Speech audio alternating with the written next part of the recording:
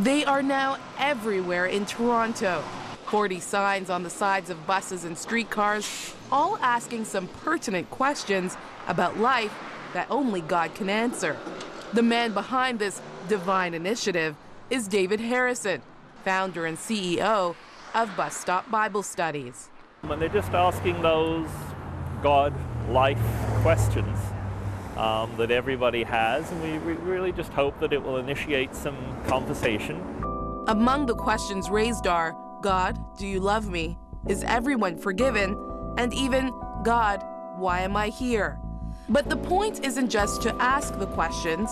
Harrison hopes this will cause those that see the ads to look into finding the answers. It directs them either to the new website we established, which is answerme.ca, or we have a mobile phone website, so people can text a message and they'll get an auto response, which will typically include a scripture verse, and again direct them to our mobile website, so we get those tech-savvy youth. In fact, it was a group of tech-savvy youth that came up with the latest Bus Stop Bible Study marketing campaign. All advertising students from Centennial College in Toronto, David Harrison asked them to come up with the questions and the design. We spoke to 2 students from the group, Karsten Chung and Stephanie Conley. So tell me guys how you got involved with Bus Stop Bible Studies. Started off in copywriting class. When our teacher told us about it, she says it's an opportunity to get some experience in, like, some actual hands-on experience in the industry. And so what's it been like, Steph? Awesome. I haven't seen my ad yet, but I've been getting good feedback, and I'm going to make my way downtown soon and try to check out the ads. Apparently everyone likes them, so. The students from Centennial College, they were very, very creative. We just saw one of the streetcars went by, it's "What's for dinner, God?" Right? Well, of course, it's a tongue-in-cheek question, but when you read the scriptures, and one of the most popular passages in scripture is, when Jesus says, "Behold, I stand at the door and knock, and anybody who answers, I will come in and sup with them and they with me."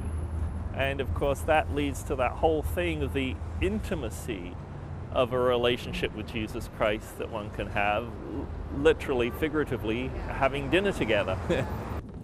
But this is far from being Harrison's introduction into the world of transit advertisement.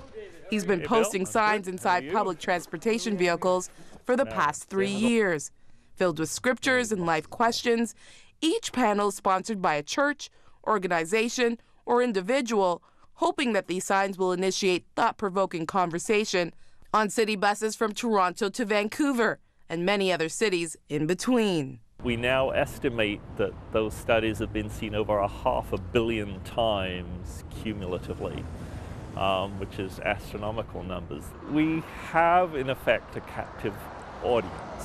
The typical commuter in Toronto, they'll spend close to an hour on public transit in any given day. And people are quite receptive to it. We get virtually no complaints. So we thought we would find out for ourselves what people think about Bus Stop Bible Studies being posted in public transit vehicles.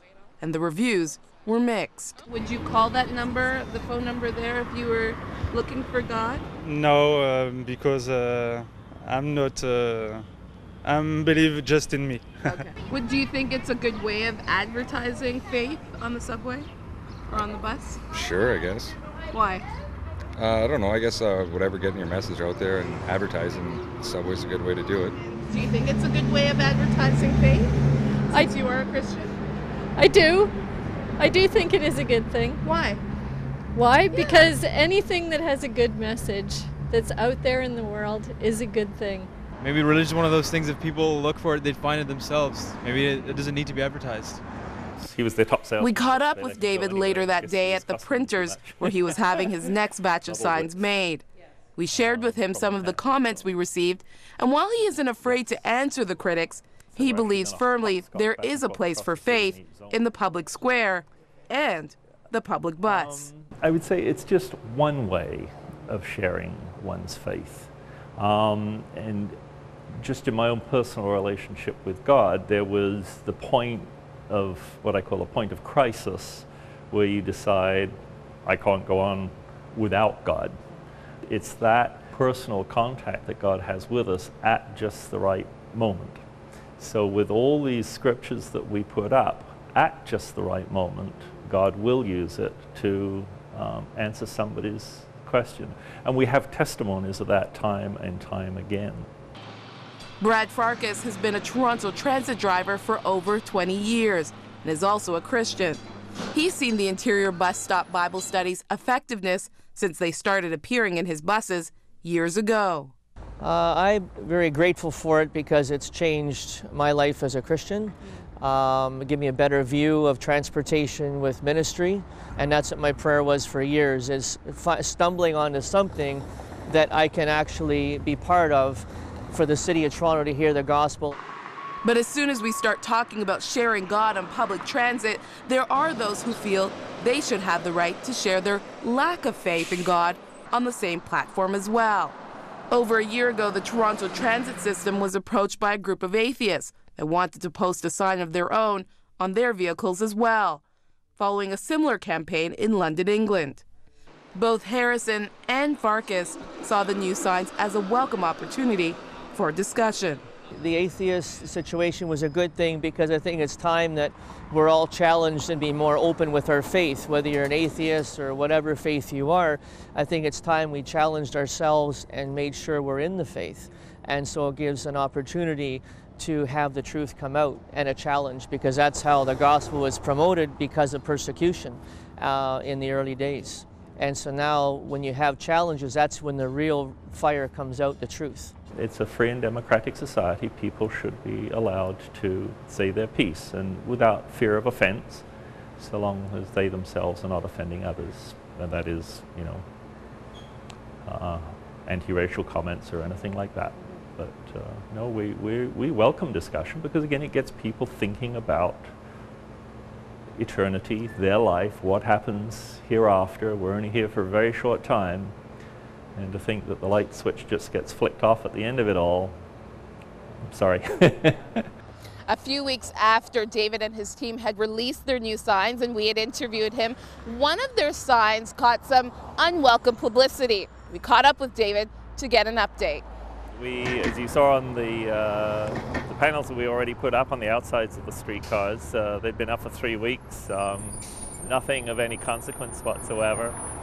And then the Toronto Star did a piece on one of the panels that were put up, and as the saying goes, it went viral. And one of the new exterior panels in particular that were placed on the sides of streetcars created a stir. It was written by a Centennial College student, and the question was, does God care if I'm gay? And of course we answered that question scripturally, again just focusing on the love of God. But of course you get the bigots on both sides come out of the woodwork, and it just became a distraction. But the campaign continues. The campaign continues. We've just taken that one sign down. There's 19 other really good questions that we got up. And again, it's these life questions, as we say. You know, God, do you love me? Stuff like that. God, are you there? God, do you hear me? And we try and answer those and just encourage people, as I say, to consider their relationship to God through Christ. If you would like to find out more about Bus Stop Bible Studies and how you can get involved, go to our website at 100huntley.com. In Toronto, Ontario, Magdalene John, 100 Huntley Street.